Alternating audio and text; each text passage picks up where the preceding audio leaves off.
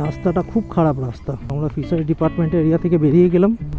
খুব সুন্দর, একদম ছবির মতো রাস্তা। এখানে দিদি কত করে যাচ্ছে পেট্রোল? 106, 107, আপনাদের 1 টাকা বেশি, 106.75।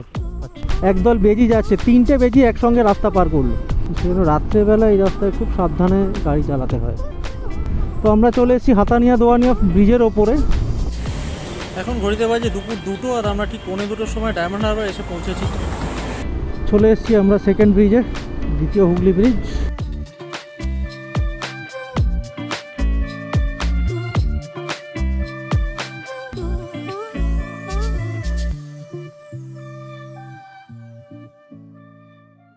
তো আমাদের ব্যাগ বাঁধা হয়ে গেছে বাইকে। আমরা রেডি। গার্গি রেডি? চলো, তো আমাদের ব্যাগ বাঁধা হয়ে গেছে বাইকে। এখন আমরা বাইক স্টার্ট দিয়ে সোজা বকখালিতে গিয়ে পেট্রোল পাম্পে দাঁড়াবো, ওখানে ফিউল আপ করবো, তারপর বেরিয়ে যাবো সোজা। চলো এবার বেরোনো যাক বকখালির উদ্দেশ্যে।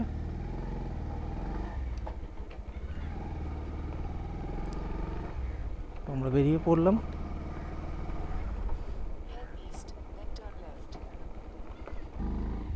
এই রাস্তাটা খুবই খারাপ রাস্তা। কালকে যে রাস্তা দিয়ে আমরা এসেছি আবার ওই একই রাস্তা দিয়ে যাব। এই রাস্তাটা খুব খারাপ রাস্তা, তো এখানে একটু সাবধানে চালাতে হবে। বাদ বাকি বকখালি দিকে পৌঁছে গেলে বকখালির পর থেকে একদম সুন্দর টারম্যাক রাস্তা পাওয়া যাবে। তো এদের এখানে আমরা সকালবেলা ব্রেকফাস্ট করলাম 3 প্লেট লুচি। 1 প্লেটে 5টা করে থাকে, তার দাম হচ্ছে 60 টাকা। এখানে খাবার দাবার খুবই কস্টলি, তবে ভালো রান্নাবান্না এদের ভালো। তো আমরা 3 প্লেট লুচি খেয়েছি, 2টো ডবল ডিমের অমলেট 40 টাকা, আর 2টো চা 40 টাকা। সরি, একটা ডবল ডিমের অমলেটের দাম হচ্ছে 40 টাকা। তো 2টো ডবল ডিমের অমলেট ছিল 80 টাকা, আর 2টো চা হয়েছে 40 টাকা। তো আমাদের টোটাল বিল হলো 80 আর 60 140, আর 40 180 টাকা বিল হয়েছে সকালবেলা। তো খাবার দাবার এখানে বেশ কস্টলি, কিন্তু ভালো রান্নাবান্না ভালো।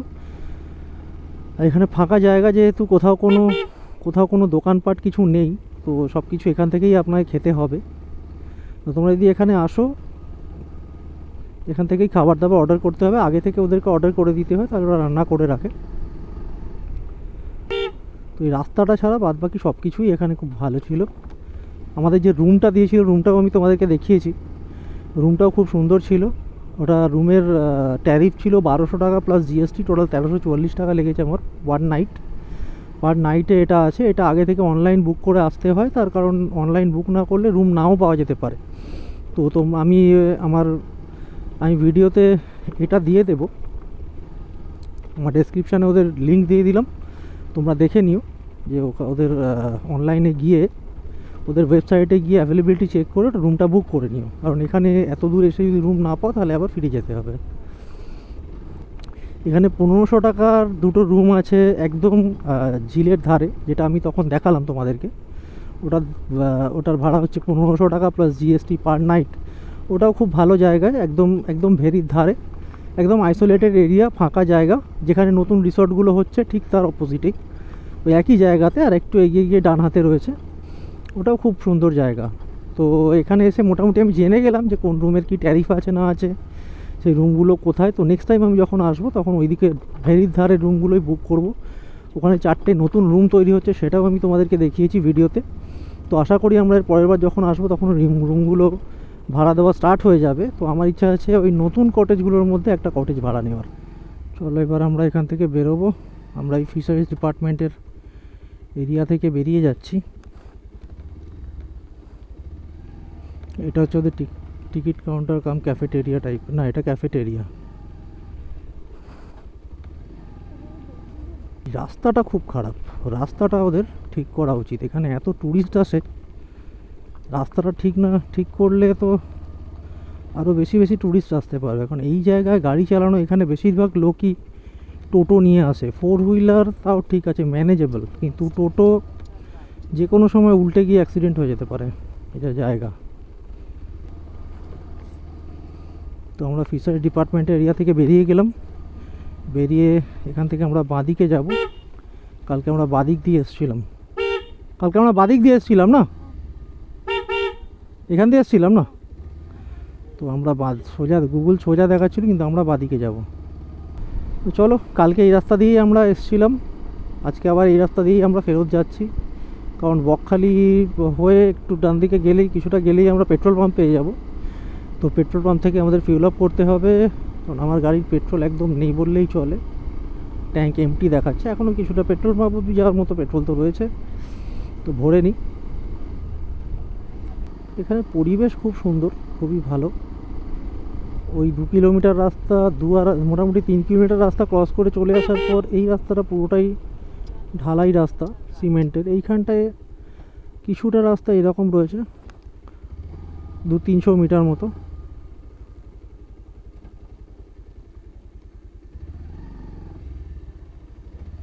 এখানে সমস্যা হচ্ছে, একটা গাড়ি এসে গেলে, মানে উল্টো দিক থেকে আরেকটা গাড়ি এসে গেলে খুব সাবধানে এটা ক্রস করতে হয়। রাস্তাটা এতটাই সরু।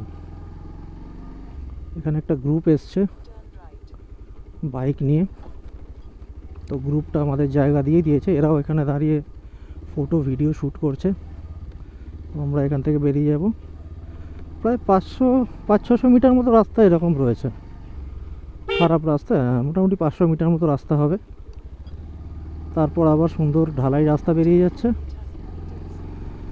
চলো, এইবারে এই ঢালাই রাস্তা ক্রস করে আমরা পড়বো টারম্যাকে, পিচের রাস্তায়। পিচের রাস্তা তো খুবই ভালো, তোমরা আসার সময় দেখেছো। আসার সময় যে রাস্তা দিয়ে এসেছি, আমরা যাওয়ার সময় একই রাস্তা দিয়ে যাব। খুব সুন্দর, একদম ছবির মতো রাস্তা। এখানে রাস্তাঘাট খুব ভালো। গার্গী, জায়গাটা কেমন লাগছে? পুরো ছবির মতো মনে হচ্ছে না? পুরো ছবি। ব্যাস, আমরা সেই একই রাস্তায় চলে এসেছি।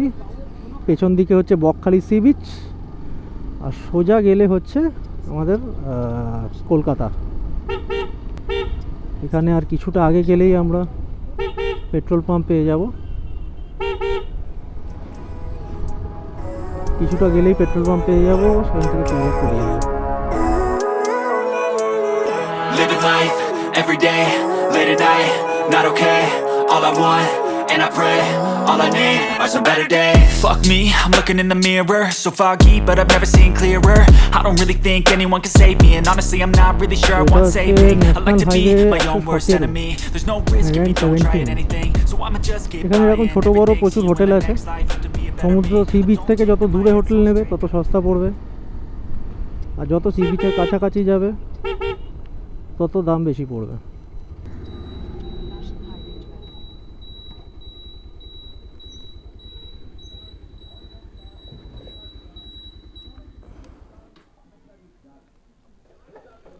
দিদি, কত করে যাচ্ছে পেট্রোল? 106, 107? আপনাদের 1 টাকা বেশি, 106.75। আচ্ছা, ইন্ডিয়ান অয়েলের পেট্রোলের দাম একটু বেশি, 106 টাকা 75 পয়সা করে। নিন, ট্যাঙ্ক ফুল করে দিন। ঠিক আছে, 0 করা আছে পুরো। এখান থেকে 128 কিলোমিটার দেখাচ্ছে, মানে অলরেডি আমি 5.4 কিলোমিটার চলে এসেছি। আরও এখান থেকে দেখাচ্ছে 128 কিলোমিটার, মানে 133 কিলোমিটার গুগলের হিসাবে। তো দেখা যাক কখন পৌঁছোই। এখন ঘড়িতে বাজে 11:15। আমরা ওখান থেকে বেরিয়েছিলাম 10:45 নাগাদ। মাঝখানে ব্যাগটা খুলে গেছিলো বলে একটু দাঁড়াতে হলো আমাদের। হ্যাঁ, সামনে ওই যে দেখতে পাচ্ছ উইন্ডমিল, উইন্ডমিলের পাখা দেখা যাচ্ছে। আমরা উইন্ডমিলটা এবারে ভিজিট করিনি, পরে কখনো এলে আমরা বাকি সাইট সিনগুলো ভিজিট করব। তো আজকে আমরা বেরিয়ে যাচ্ছি এখান থেকে। চলো দেখি, এখন 11:15 বাজে, কতক্ষণে গিয়ে ডায়মন্ড হারবার পৌঁছোই। ডায়মন্ড হারবারে একটা হল্ট দেবো আমরা।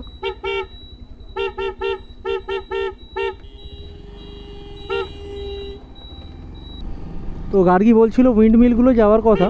উইন্ডমিল এখানে একটাই আছে, সারা পশ্চিমবঙ্গে একটাই উইন্ডমিল আছে, যেটা এখন আর চলে না, বন্ধ অবস্থায় পড়ে আছে। তো উইন্ডমিল আমরা পরে আবার কখনো ভিজিট করবো, কারণ আজকে আমাদের স্বামীনারায়ণ টেম্পলটা ভিজিট করার ইচ্ছা আছে। তো সেখানেও বেশ কিছুটা টাইম লেগে যাবে, সেই কারণে এখন আর উইন্ডমিলটা দেখতে গেলাম না। পরে যখন আবার বকখালি আমি অবশ্যই আসবো, বকখালি হেনরি আইল্যান্ড আবার আসবো, তখন আমি উইন্ডমিলটা ভিজিট করে তোমাদেরকে দেখাবো কী আছে। এমনি ইউটিউবে উইন্ডমিলের প্রচুর ভিডিও আছে, তোমরা দেখতে পারো। অনেক সিনিয়র ইউটিউব দাদারা আছেন যারা অনেক দিন ধরে ব্লগ বানাচ্ছেন, ওনারা অলরেডি এই উইন্ডমিলের ভিডিও করেছেন এবং যথেষ্ট ভালো ভিডিও করেছেন। আমি এই রাইডটা আমার সাথে তোমরাও এনজয় করো, খুবই সুন্দর রাইড হতে চলেছে। আসার সময় খুব মজা পেয়েছে, আমার রাইড করতে খুব ভালো লাগে, বিশেষ করে এরকম হাইওয়েতে একদল বেজি যাচ্ছে, 3টে বেজি একসঙ্গে রাস্তা পার করলো। তো গ্রামের রাস্তায় বা হাইওয়েতে চালাতে হলে একটা রিস্ক আছে, বিভিন্ন সময় বিভিন্ন ধরনের পশু পাখি চলে আসে রাস্তার মাঝখানে, তো সেটা একটু দেখে চালাতে হবে। আর গাড়ি এরকমভাবে ওভারটেক করে পেছন দিক থেকে, সেটাকে একটু দেখে চালাতে হবে। বাদ বাকি আর কোথাও কোনো অসুবিধা নেই, হাইওয়েতে চালাতে প্রচণ্ড মজা লাগে। মানে যারা পাড়ায় চালিয়ে চালিয়ে বোর হয়ে গেছো, আমি তাদেরকে সাজেস্ট করবো যে তোমরা হাইওয়েতে চালাও। তো বকখালিতে যারা বাসিন্দা, বকখালির বাসিন্দাদের কাছে এই ট্যুরিস্টরাই হচ্ছে একমাত্র সোর্স অফ ইনকাম। ওদের কাছে সোর্স অফ একমাত্র বলবো না, চাষাবাদও আছে, চাষাবাদ থেকে খুব বেশি ইনকামের অপশান এদের কাছে নেই, খুব বেশি টাকা এরা পায়, ইনকাম করতে পারে না। এদের মেনলি ট্যুরিস্টদের থেকেই যায় ইনকাম, খাবারের দোকান, আরও বিভিন্ন ধরনের গিফট আইটেমের দোকান, এইসব থেকেই এদের, হোটেল, লজ, রিসর্ট, এই সমস্ত ব্যবসা করেই এদের যায় ইনকাম। তবে এর পরের বার এলে আমি আর বকখালিতে থাকবো না, এর পরের বার এলে আমি থাকবো হেনরিজ আইল্যান্ডে। আমার ওই জায়গাটা খুব পছন্দ হয়েছে, নিরিবিলি জায়গা, অফবিট জায়গা। আমি অফবিট তো পছন্দ করি, যারা অফবিট পছন্দ করেন আশা করি তাদেরও ভালো লাগবে হেনরিজ আইল্যান্ডটা। গতবারে যখন এখান থেকে গেছিলাম তখন এখান থেকে আমরা রাত্রেবেলা গেছিলাম, তো রাস্তাটা ভালো বুঝতে পারিনি। এখান থেকে Joka 111 kilometre, Diamond Harbour 77 kilometre, Kulpi 60 kilometre. Diamond Harbour থেকে 77 কিলোমিটার, আমি অলরেডি 8.5 কিলোমিটার চলে এসেছি। তো 77, 8, 85, 86 কিলোমিটার মতো টোটাল। তো এটা হচ্ছে NH 117, আমরা NH 117-এর ওপর দিয়ে যাচ্ছি এখন। হাতানিয়া দোয়ানিয়া নদীর পরে এটা হয়ে যাবে NH 12। রাস্তাটা খুব সুন্দর রাস্তা, রাইড করার জন্য তো খুবই সুন্দর, তবে খুব ন্যারো রাস্তাটা, এটা একটা প্রবলেম, খুব সরু রাস্তা। তো এখানে একটু দেখে চালাতে হবে। অন্যান্য চওড়া হাইওয়েতে যেমন জোরে চালানো যায়, অত জোরে এখানে চালানো যাবে না, বিকজ যখন উল্টো দিক থেকে গাড়ি আসে ওভারটেক করে, বা পেছন দিক থেকে গাড়ি এসে যখন ওভারটেক করবে, তখন একটু সাবধানে গাড়িটা স্লো করে নিতে হবে। বাদ বাকি ঠিক আছে, রাস্তা পুরোটাই ভালো, কোনো জায়গায় খারাপ নেই, গাড্ডা নেই, বাম্পার তো নেই, হাইওয়েতে বাম্পার থাকে না, খুব সুন্দর রাস্তা। তবে হ্যাঁ, বাম্পার আছে এখানে, তো এখানে বাম্পারের ধরনটা অন্যরকম, আমাদের ওখানকার মতো ছোটো ছোটো বাম্পার না, এখানে বড় বাম্পার, মানে গাড়ি নিয়ে পড়ে যাবে না কেউ, হঠাৎ করে বাম্পারটা শেষ হয়ে যাবে না, খুব ভালো মতো বাম্পার।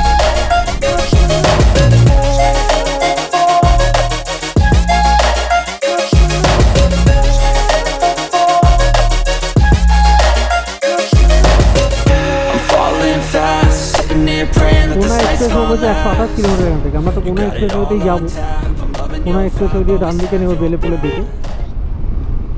তো হাতানিয়া দোয়ানিয়া হয়ে আমরা ডায়মন্ড হারবার, আমরা কাকদ্বীপ, ডায়মন্ড হারবার হয়ে সোজা বেরিয়ে যাবো কলকাতার দিকে। তো এখানে যদি একটু অসাবধান হয়ে পড়ো তাহলে মোটামুটি অ্যাক্সিডেন্ট হয়ে যেতে পারে, সেই কারণে এখানে অসাবধানতার কোনো রকম কোনো জায়গা নেই, সাবধানে গাড়ি চালাতে হবে। জোকা 106 কিলোমিটার, ডায়মন্ড হারবার দেখাচ্ছে 72 কিলোমিটার।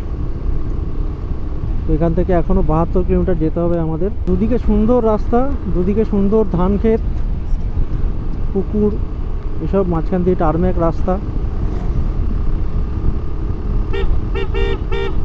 এখান দিয়ে চালানোর মজাই আলাদা। আমি ফার্স্ট টাইম এখানে এসেছি, ফার্স্ট টাইম এখানে রেকর্ড করছি, এর আগে তো দুবার এসেছি, সেভাবে রেকর্ড করা হয়নি, ফার্স্ট টাইম এটা রেকর্ড করছি এখানে।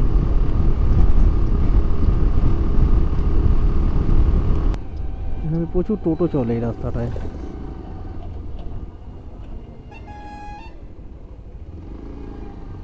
দিনের বেলা তাও ভালো, রাত্রেবেলা টোটোগুলোকে দেখা যায় না, শুধু ওর সামনের আলোগুলোকে দূর থেকে দেখা যায়। তো দেখে মনে হয় বাইক আসছে বা ভ্যান আসছে, সাইকেল ভ্যান, কিন্তু না, পরে দেখা যায় যে সেটা টোটো আসছে। সেজন্য রাত্রেবেলা এই রাস্তায় খুব সাবধানে গাড়ি চালাতে হয়। ডায়মন্ড হারবার 63 কিলোমিটার দেখাচ্ছে, কোনা এক্সপ্রেসও 119 কিলোমিটার। এখনো পর্যন্ত 63 কিলোমিটার আমাদের যেতে হবে ডায়মন্ড হারবার পৌঁছানোর জন্য। লালপোল ব্রিজ আছে সামনে,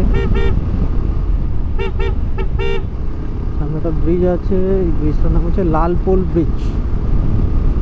এই ব্রিজটা ছোট্ট একটা ব্রিজ,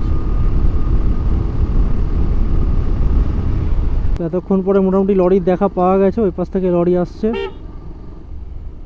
হ্যাঁ, এবারে মোটামুটি লরির দেখা পাওয়া যাবে।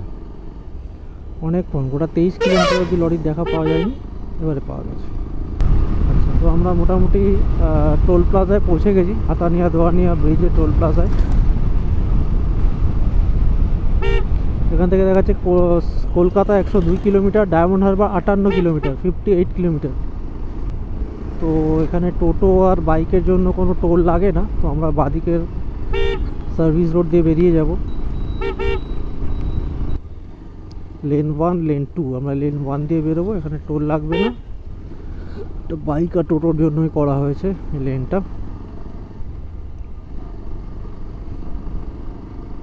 কাকদ্বীপ এখান থেকে 16 kilometre, Diamond Harbour 58 kilometre, Kolkata 102 kilometre.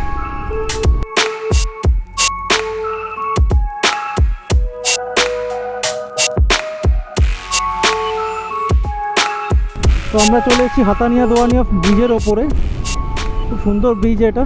এটা করাতে মানে কলকাতা থেকে নামখানা থেকে বকখালি যাওয়াটা খুব সুবিধা হয়েছে, খুব তাড়াতাড়ি পৌঁছে যাওয়া যায়। নাহলে এখানে 1 ঘন্টার উপর দাঁড়িয়ে থাকতে হতো লঞ্চ ঘাটে, ওখানে ভেসেলে করে যেতে হতো। সমস্ত বাস, লরি, বাইক সমস্ত কিছুই ভেসেলে, মানুষ সব কিছুই ভেসেলে করে যায়। এর আগে আমরা প্রথমবার যখন বকখালি এসেছিলাম ওইভাবেই গেছিলাম। ওখানে প্রায় 1.5 ঘন্টার মতো ওখানে দাঁড়াতে হয়েছে। লাস্টে আমরা বাধ্য হয়ে বাস থেকে নেবে, মানে 1 ঘন্টা দাঁড়ানোর পর বাধ্য হয়ে বাস থেকে নেবে, হেঁটে হেঁটে প্রায় মিনিট 15 হেঁটে ফেরিঘাটে গিয়ে সেখান থেকে আমরা আলাদা ভেসেলে করে এসে এই দিক ওই ওপারে গিয়ে সেখান থেকে আবার বাস ধরে যাই। বাধ্য হয়ে সরকারি বাস থেকে নেমে পড়তে হয়েছে, এতক্ষণ দাঁড়াতে হয়েছিল। সেই দুর্দশাটা অন্তত কেটেছে। সেটা সত্যিই খুব চাপের ব্যাপার ছিল।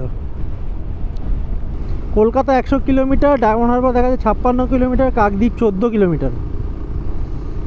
চলো আমরা কাকদ্বীপ হয়ে সোজা ডায়মন্ড হারবার গিয়েই দাঁড়াবো। এই সমস্ত রাস্তায় বাইক চালিয়ে মানে রাইড করে মজাই আলাদা, একদম পুরো মাখনের মতো রাস্তা, আলাদাই মজা এখানে। রাস্তাটা এত ভালো রাস্তা, এই সমস্ত রাস্তায় রাইড করলে রাইড করার নেশাটা আরও বেড়ে যায়। আমরা গঙ্গাধরপুর পেরিয়ে যাচ্ছি। বাসন্তী ময়দান, জায়গাটার নাম হচ্ছে বাসন্তী ময়দান, আগেরটা ছিল গঙ্গাধরপুর। হ্যাঁ, আমরা কাকদ্বীপ চলে এসেছি। কাকদ্বীপ এরিয়াটা কনজেস্টেড এরিয়া, যেহেতু জাংশন এরিয়া।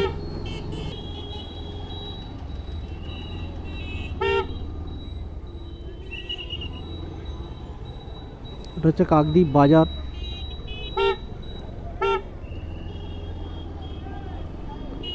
তো কাকদ্বীপ বাজারটা কনজেস্টেড এরিয়া, এটা একটু দেখে চালাতে হবে। এখন ঘড়িতে বাজে দুপুর 2টো, আর আমরা ঠিক 2:45 সময় ডায়মন্ড হারবার এসে পৌঁছেছি। প্রায় 84 কিলোমিটার রাইড করে হেনরিজ আইল্যান্ড থেকে। তো এখানে এসে মিনিট এখন বাজে 2টো, 2:45 নাগাদ পৌঁছেছি। তো এখন বেরোবো আমরা এখান থেকে, হাওড়া কদমতলা যাব, দেখি কতক্ষণ লাগে। তো চলো যাওয়া যাক। তো চলো, আমার তো রাইড করতে খুব ভালো লাগছে। তোমরা কমেন্ট করে জানিও রাইডটা তোমাদের কেমন লাগছে। আর এই ভিডিওটা যদি ভালো লাগে তাহলে লাইক করে দিও, আর কমেন্ট করে আমাকে জানিও যে এই ভিডিওর মধ্যে কী ভুল ত্রুটি হচ্ছে আমার, তাহলে আমি সেগুলো শুধরে নেবো নেক্সট ভিডিওতে, এবং তোমাদের সামনে আরও ভালো ভিডিও নিয়ে আসতে পারবো। যদি তোমরা কমেন্টে আমাকে না জানাও যে আমার ভুল ত্রুটিগুলো, তাহলে আমি কোনোদিনই বুঝতে পারবো না যে আমার কোথায় ভুল হচ্ছে। তো আমি সবাইকে অনুরোধ করব যে তোমরা আমার ভুলগুলো ধরিয়ে দিই, যে কোথায় কোথায় ভুল হচ্ছে বা কী করলে ভিডিওটা আরও ভালো হতে পারে, আরও অ্যাট্রাকটিভ হতে পারে। আরও একটা রিকোয়েস্ট আছে, তোমরা আমার চ্যানেলটাকে সাবস্ক্রাইব করে নিও যদি ভালো লাগে তো, আর বেল আইকনটা প্রেস করতে ভুলো না। তাহলে আমার যখনই আমি ভিডিও আপলোড করব নোটিফিকেশানটা সবার আগে তোমার কাছেই যাবে। দারুণ লাগছে রাইড করতে, দারুণ লাগছে, মানে এত সুন্দর রাস্তা, তার উপর পুরোটাই সুন্দর পিচ করা গ্রামের রাস্তা, দুদিকে গ্রামের বাড়ি, গাছপালা, পুকুর, চাষের জমি, আর মাঝখান দিয়ে এরকম সুন্দর পিচের রাস্তা, অসাধারণ। মানে এরকম রাস্তায় রাইডিং এক্সপিরিয়েন্সই আলাদা। এরকম রাস্তায় রাইড করতে করতে রাইডের নেশাটা আরও বেড়ে যায়। সিটিতে চালানো, পাড়ার মধ্যে চালানো, হাইওয়েতে চালানোর মধ্যে এটাই তফাৎ। সিটি আর পাড়ার ভেতর চালাতে চালাতে বিরক্ত লাগে। হ্যাঁ, কিন্তু হাইওয়েতে চালালে বিরক্ত লাগে না, হাইওয়েতে চালালে মনে হয় আরও চালায়, কখনো টায়ার্ড ফিল হয় না হাইওয়েতে চালালে। কখনো মনে হয় না যে দূর আর ভালো লাগছে না। হাইওয়েতে চালানো সবসময় মজার, সবসময় খুব এন্টারটেনিং আমার জন্য অন্তত। এটা অবশ্য রাত্রেবেলা হলে আরও ভালো লাগতো, অন্ধকারে বিশেষ কিছু দেখা যেত না, কিন্তু রাত্রিবেলা রাইড করার মজা আলাদা। তবে রাত্রে রিস্কও আছে, যেহেতু রাত্রে ভিজিবিলিটি কম থাকে, তো এরকম ছোট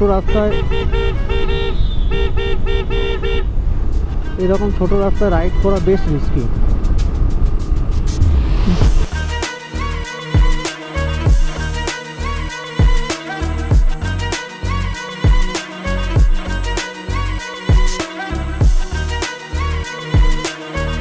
আমিও গত বছর এসেছিলাম বাইক নিয়ে, সকালে এসে সন্ধ্যাবেলা ফিরে গেছি, অসুবিধা খুব একটা হয়নি। খালি এই রাস্তায় প্রচুর টোটো চলে, টোটোগুলোকে একটু দেখে চালাতে হয়। তো টোটোগুলোকে দেখা যায় না অন্ধকারে, শুধুমাত্র ওদের হেডলাইটটা দেখা যায়। হেডলাইটটা এতই ছোটো যে বোঝা যায় না কি আসছে না আসছে। এরকম রাস্তায় গাড়ি চালিয়েও মজা, গাড়ি চড়েও মজা।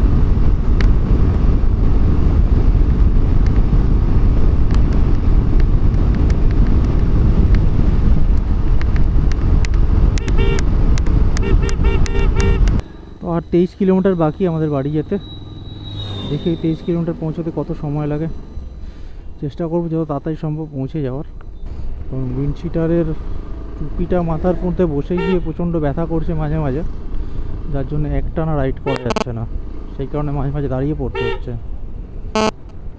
আশা করছি আর 1 ঘন্টার মধ্যে বাড়ি পৌঁছে যাব। আমরা পৌঁছে গেছি জোকা, সেই জন্য এখানটা একটু কনজেস্টেড আছে, জায়গাটা জ্যাম আছে। ব্যাস, আগে জোকা মোড় থেকে আমরা বাইপাস ধরে নেব। NH-12-এর নতুন নামকরণ হয়েছে NH-117। আমরা পৌঁছে গেছি জোকা মোড়, এখান থেকে আমরা বাইপাস নিয়ে নেবো জেমস লং সরণি দিয়ে আমরা সোজা বেরিয়ে যাব। এখান থেকে আমরা ডান দিকে ঢুকবো বাইপাসের রাস্তাটা। এখান থেকে আমাদের বাড়ি আর মাত্র 20 কিলোমিটার। এখান থেকে আমরা ডান দিকে যাব বাইপাসের দিকে। এইটা হচ্ছে ডায়মন্ড হারবার রোডে চলে এসেছি আমরা। ডায়মন্ড হারবার রোড ছেড়ে এখন চলে যাব ডান দিকে জেমস লং সরণি হয়ে আমরা সোজা বেরোবো। এখান দিয়ে আমরা জেমস লং সরণিতে ঢুকবো। এই জায়গাটার নাম হচ্ছে ডায়মন্ড পার্ক। তো হ্যাঁ, জেমস লং।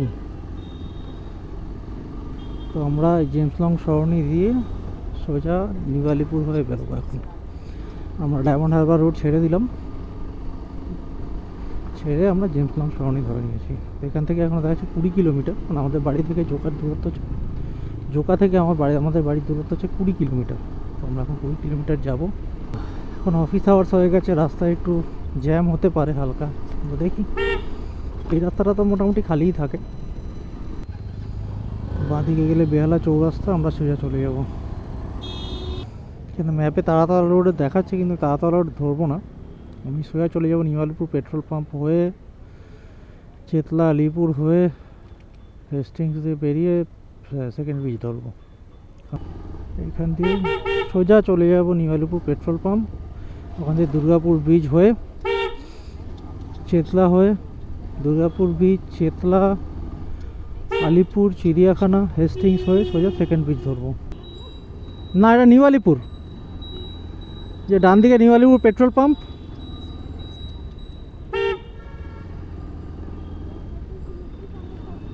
এই যে শুরুছি এই পাশে,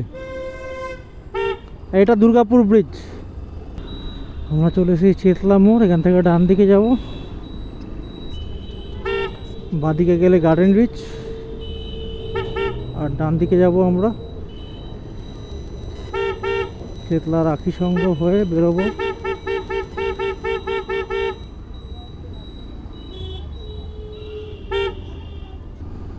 তো আমরা চলে এসেছি চেতলা রোডে, এই সামনে হচ্ছে রাখি সংঘ, বাঁদিকে রাখি সংঘ থেকে বাঁদিক নেব আমরা, এটা দিয়ে সোজা গোপালনগর দিয়ে বেরোবো।